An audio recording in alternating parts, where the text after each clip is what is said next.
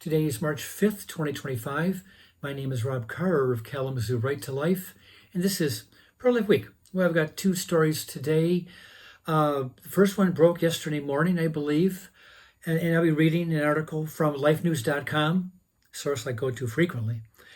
In another move that pro-life Americans will appreciate, President Donald Trump will reportedly drop a lawsuit Joe Biden filed attempting to force Idaho to allow abortions. Here's the backstory. Idaho's Defense of Life Act protects the lives of women and their unborn children, preventing doctors from performing abortions unless necessary to save the life of the mother or in cases of rape or incest. So those like the hard cases. In August of 2022, the Biden-Harris administration sued Idaho, claiming that the federal government, it could use the Federal Emergency Medical Treatment and Active Labor Act, the acronym is EMTALA, to force hospitals to kill babies in elective abortions. Idaho had been fighting back in court at the time Donald Trump was inaugurated. Now, the Trump administration is reportedly planning to drop the lawsuit. It's the same Department of Justice, but it's not the same people. Before it was Merrick Garland, the head of the Attorney General, and now who's the Attorney General? But it's Pam Bondi, and that's all changed now. So the Trump administration is going to drop this lawsuit, which means the federal government will no longer attempt to force Idaho to violate its own pro-life law. So this is great news for Idaho, for the pro-life community in Idaho, and for pro-lifers in general. That even though we know that Trump basically has a hands-off policy when it comes to federal implementation of abortion policies, when it comes to state laws, he is very much supportive of pro-life states and their pro-life laws. So good news, really good news. Okay. Last night was Donald Trump's, it wasn't really a State of the Union address officially, but it was sort of, it was an address before a joint session of Congress. So it was a pretty important speech. Lasted almost 2 hours long. It was a long night. And he does tend to kind of go on and on. But I don't want to really talk at all really about what Trump said. In general, I thought it was a pretty good speech, but he does throw flaming darts at Democrats. But I want to focus in on the Democrats' response to certain aspects of the Trump speech.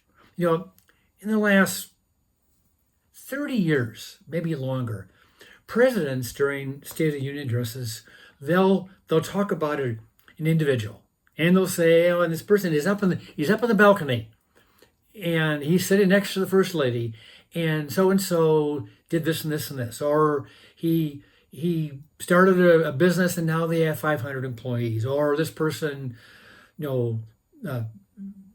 whatever, did something important, or lost a family member." And typically, the members of the Congress, the House and the Senate, they'll stand and they'll applaud and they'll cheer and they'll acknowledge this person's heroism, bravery, accomplishment, whatever it is. Okay. Well, last night, Trump does the same thing. And, I'm not sure if I've included all of them because he did ask several to stand. But he'll call out an individual and he'll honor them. And all the Republicans stand up and they cheer and they clap and they shout. And the Democrats, it's like crickets. Not one Democrat will stand. Not one will cheer or applaud or acknowledge anything that these people up at the balcony have done. So I'm just going to go through a list of some of these people, and shouldn't there be some respect for these people, for these families? Okay. First one was Laken Riley's mom was up in the balcony. We all know Laken Riley was the University of Georgia medical student who was jogging, was killed, was murdered by an illegal immigrant. And not one Democrat stood up and honored Laken Riley's mom for the tragic loss of her daughter. Not one Democrat could honor Laken Riley's mom. Not one. Okay. Then there was a widow, a young widow. She didn't look like she was over 30. She's the widow of a slain police officer. And here again, not one Democrat could stand up and honor this woman or really honor this woman's slain police officer husband. Not one Democrat could honor her by standing and cheering or clapping their hands. Then the one that's gotten most response this morning I've seen is there was a 13-year-old boy who has survived like 10 cancer surgeries. So the boy's had cancer for years, and he is a survivor, and he wants to be a police officer, and he was up on the balcony. Not one Democrat could stand up and cheer this young black boy who wants to be a cop. Not one Democrat could stand and cheer for this young man who is a survivor. He's a hero. He's a survivor of cancer. Shameless that these Democrats would be so dishonoring of this young boy.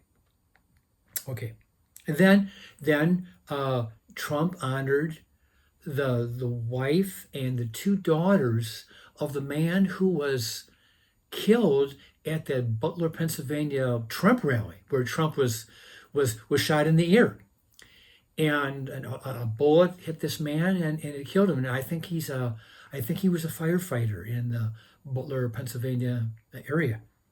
So here's a widow and two daughters who've lost their father. Not one Democrat could stand and acknowledge their loss. Not one Democrat could honor this family. And sorry, it just galls me to think how disrespectful the Democrats really are.